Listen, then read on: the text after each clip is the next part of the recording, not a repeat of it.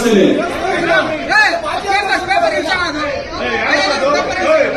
ಇದು ನಿಮ್ಮ ದೇವಸ್ಥಾನ, ಇಲ್ಲಿ ಬಂದ್ರೆ ಗೌರವದಿಂದ ನಾವು ಗೌರವದಿಂದ ಮಾತಾಡ್ತೀವಿ. ಈ ದೇವಸ್ಥಾನಕ್ಕೆ ನಿಮ್ ಕೃಷ್ಣಪ್ಪನವರು ದುಡ್ಡು ಕೊಟ್ಟಿದ್ದಾರೆ ಕಟ್ಟಕ್ಕೆ. ಈಗ ಅದಕ್ಕೂ ಮುಂದೆ ನೀವು ಅವಮಾನ ಮಾಡ್ತೀವಿ, ಮಾಡಲ್ಲ.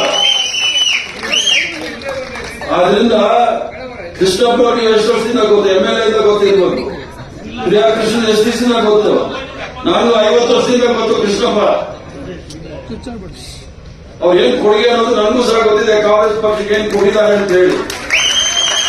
ಅದನ್ನ ಸಾವಿರಾರು ಹೇಳಿದ್ದಾರೆ ಕೇಳಿ. ಅದು ಬಿಟ್ಬಿಟ್ಟು ಸುಮ್ಮನೆ ಕೂಗಾಡ್ಕೊಂಡಿದ್ರೆ ಏನೂ ಆಗೋದಿಲ್ಲ. ಸಾವಧಾನ ಬಂದಿದ್ದೀರಿ, ನಿಮ್ ಪಕ್ಷದ ಕಚೇರಿ ಆರಾಮಾಗಿ ಕೂತ್ಕೊಳ್ಳಿ. ನೀವೆಲ್ಲ ಮಾತು ನಾನು ಕೇಳ್ತೀನಿ. ನಾವಿರೋದೇ ನಿಮ್ ಮಾತು ಕೇಳಕ್ಕೆ ನಿಮ್ಗೆ ಏನ್ ಅನುಕೂಲ ಇದೆ ಅದನ್ನು ಮಾಡಿ ಸರ್ವ ಪ್ರಯತ್ನ ಮಾಡ್ತೇವೆ. ಆದ್ರಿಂದ ಕೃಷ್ಣಪ್ಪರಾಗಲಿ ಬೇ ಕೃಷ್ಣ ಆಗಲಿ ನನಗೇನು ಹೊಸದಲ್ಲ. ಅವ್ರಿಗೆ ಬಹಳ ಚೆನ್ನಾಗಿ ಗೊತ್ತಿದೆ. 50 ವರ್ಷ ಪರಿಚಯ. ನಾವು ಕೃಷ್ಣಪ್ಪ ಅವರು ಕಾಲೇಜಲ್ಲಿ ಇದ್ವಿ, ಒಂದೇ ಕಾಲೇಜಲ್ಲಿ ಓದೋರು ನಾವು, ರೇಣುಕಾಚಾರ್ಯ ಕಾಲೇಜಲ್ಲಿ. ಆದ್ರಿಂದ ಕೃಷ್ಣಪ್ಪನವ್ರ ಬಗ್ಗೆ ನೀವೇನು ಹೇಳೋದು ಬೇಕಾಗಿಲ್ಲ.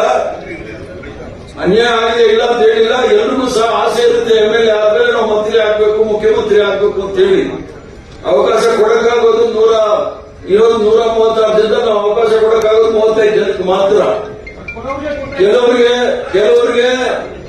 9 ಜನಕ್ಕೆ ನಾವು ಮೊದಲನೇ ಕಂತಲ್ಲಿ ಇದ್ದವ್ರಿಗೆಲ್ಲ ಕೊಟ್ವಿ. 2ನೇ ಕಂತಲ್ಲಿ ಹೊಸಬ್ರು ತೆಗೆದು ಸರ್ವ ಪ್ರಯತ್ನವನ್ನು ಸಹ ಮಾಡಿದ್ವಿ.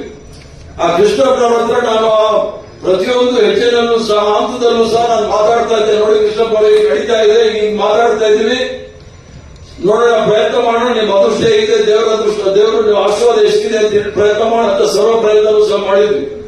ರಾಹುಲ್ ಗಾಂಧಿ ಅವರಿಗೆ ವೈಯಕ್ತಿಕವಾಗಿ ಪ್ರಿಯಾ ಕೃಷ್ಣನ್ ಬಗ್ಗೆ ಬಹಳ ಅಪಾರವಾದ ಪ್ರೇಮ ಇದೆ. ನಾವು ಸಣ್ಣ ಹುಡುಗ ಮುಂದೆ ಬರಲಿ ಅಂತ ಅವ್ರಿಗೂ ಆಸೆ ಇದೆ. 6 ಜನ ವಕೀಲರು ಮಂತ್ರಿ ಇದ್ದಾರೆ. ಎಷ್ಟು ಜನಕ್ಕೆ ಮಾಡಕ್ಕಾಗತ್ತೆ? ಎಲ್ರಿಗೂ ಮಾಡ್ಬೇಕಲ್ಲ. ಆಯ್ತು, ಅದಕ್ಕೆ ಏನ್ ಮಾಡಕ್ಕಾಗುತ್ತೆ? ಆದ್ರಿಂದ ನೀವು ಅದು ಡಿಬೇಟ್ ಮಾಡೋದಿದ್ರೆ ನಾನೇನು ಮಾಡಕ್ಕಾಗೋದಿಲ್ಲ.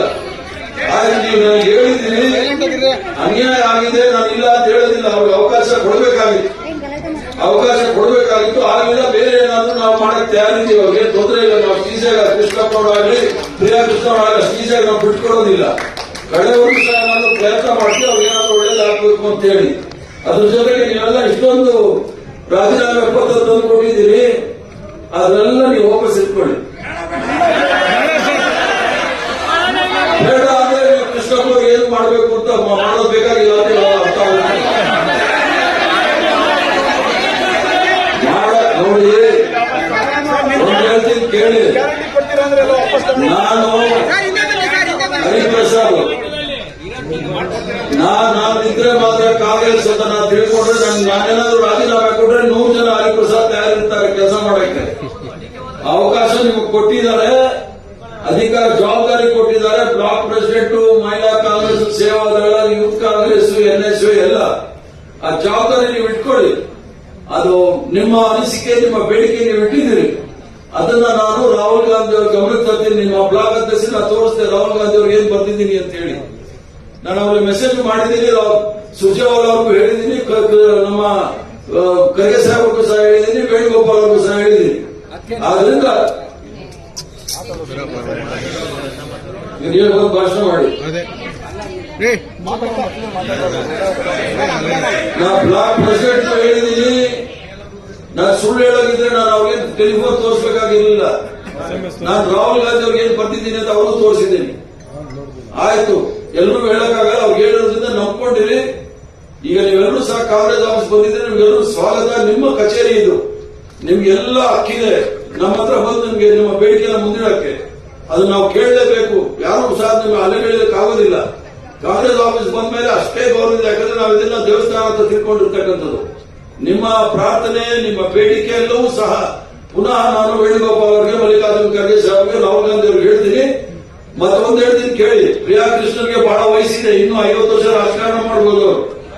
ಆದ್ರಿಂದ ನೀವೇನು ಯೋಚನೆ ಮಾಡಬೇಕಾಗಿಲ್ಲ. ಏನು ಯೋಚನೆ ಮಾಡಬೇಕಾದ್ರೆ ಒಳ್ಳೆ ಭವಿಷ್ಯ ಇದೆ. ಅದಕ್ಕೆ ನಮ್ಮ ಜವಾಬ್ದಾರಿ. ಕೃಷ್ಣಪ್ಪನವರು ನಮ್ಮ ತರ ಒಂದು ಲಾಸ್ಟ್ ಸ್ಟೇಜ್ ಅಲ್ಲಿ ಇದ್ದೀವಿ ನಾವು. ಮುಂದಿನ ಪೀಳಿಗೆಗೆ ನಾವೇನಾದ್ರೂ ಮಾಡಬೇಕು. ಪ್ರಿಯಾ ಕೃಷ್ಣನ್ಗೆ ಏನಾದ್ರೂ ಡೆಫಿನೆಟ್ಲಿ ಮಾಡ್ತೀವಿ. ಅಲ್ಲಿವರೆಗೂ ಸಹ ನೀವು ಸಾವಧಾನವಾಗಿರಿ.